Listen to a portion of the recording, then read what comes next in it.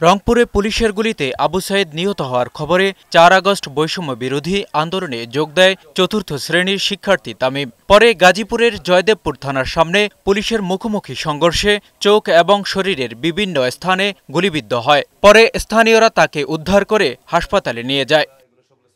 চিকিৎসার পর বেঁচে গেলেও তামিম স্বাভাবিক হতে পারছে না। চোখে, মাথায়, শরীরে নানা যন্ত্রণা নিয়ে দিন কাটছে তার। মানসিকভাবে বিপর্যস্ত হয়ে পড়ছে সে। মাথায় 156টা বুলেট আছে।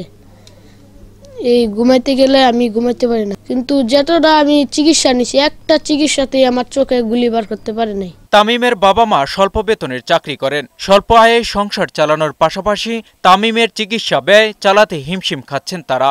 অনেক সমস্যার সম্মুখীন, রাতে ঘুমাইতে পারে না। তো আমি চাই যে বাংলাদেশে যদি তাদের চিকিৎসা ব্যর্থ হয়, আমার ছেলেকে বাইরে দেশে রেফার করুক। তামিমের উন্নত চিকিৎসার ব্যবস্থা করার দাবি জানিয়েছেন স্থানীয়রা।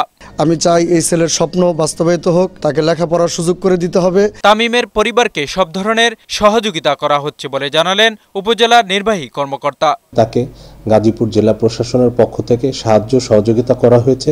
ভবিষ্যতেও তার চিকিৎসার জন্য কোনো ধরনের সহযোগিতার প্রয়োজন হলে গাজীপুর জেলা প্রশাসন ও উপজেলা প্রশাসন থেকে সর্বোচ্চ সহযোগিতা করা হবে। এম জে জুয়েল, বৈশাখী সংবাদ।